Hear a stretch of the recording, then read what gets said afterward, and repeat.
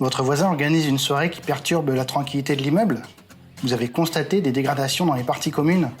Ces deux exemples sont des troubles occasionnels du voisinage, c'est-à-dire un trouble qui survient à un moment donné. Dans cette vidéo, nous allons vous expliquer comment prévenir ces troubles dans la résidence.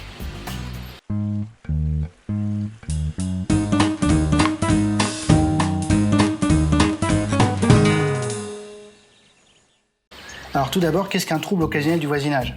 Le plus souvent, il s'agit de nuisances sonores qui sont provoquées, que ce soit le jour ou la nuit, et qui peuvent provenir soit d'un locataire, d'un propriétaire, ou alors de leurs visiteurs.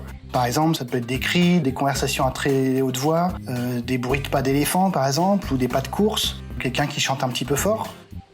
Ça peut aussi provenir d'un objet, donc par exemple des portes qui claquent, des instruments de musique qui sont trop bruyants, la chaîne Hi-Fi ou la télé qui est trop forte, des outils de bricolage aussi, ou alors du mobilier qu'on déplace de manière très bruyante. Et puis enfin, ça peut aussi provenir d'un animal, par exemple les aboiements d'un chien. Alors en fait, en journée, dès lors que le bruit que nous faisons il est répétitif, intensif ou alors qu'il dure dans le temps, on parle de trouble anormal du voisinage. Et on parlera de tapage injurieux s'il est offensant et volontaire. En ce qui concerne le tapage nocturne, dès lors qu'il y a du bruit qui est constaté entre 22h et 7h du matin, peu importe qu'il soit répétitif, intensif ou qu'il dure dans le temps, c'est du tapage nocturne. Alors, que peut-on faire pour éviter ces nuisances sonores ?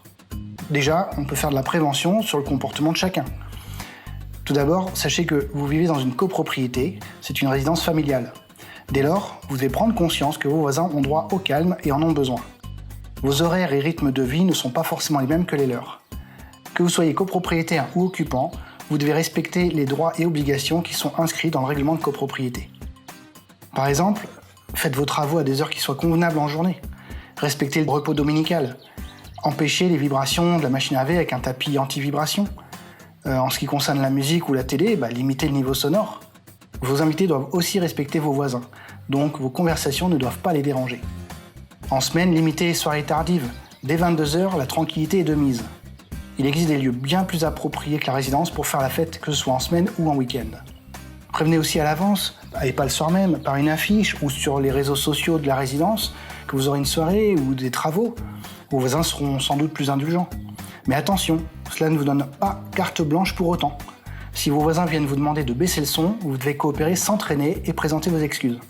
On verra dans une autre vidéo quels sont les risques que vous prenez à provoquer des troubles du voisinage. Alors d'un autre côté, la vie en copropriété, c'est pas non plus une vie en monastère. Et elle induit d'accepter aussi de vivre avec ses voisins et d'avoir une certaine indulgence vis-à-vis d'eux. Il peut y avoir des bruits accidentels ou des petits bruits du quotidien. Il faut savoir les accepter. Alors, l'isolation phonique des bâtiments est effectivement certainement perfectible à l'échelle individuelle. Alors, il faut peut-être envisager de faire des travaux de faux plafond dans votre appartement ou de rénover votre plancher. C'est des pistes. Et si vous ne tolérez pas le bruit de la machine à laver en journée, peut-être que la vie en copropriété n'est finalement pas faite pour vous et que vous devriez envisager de vivre dans une maison individuelle. Nous invitons vraiment chacun de vous au respect mutuel.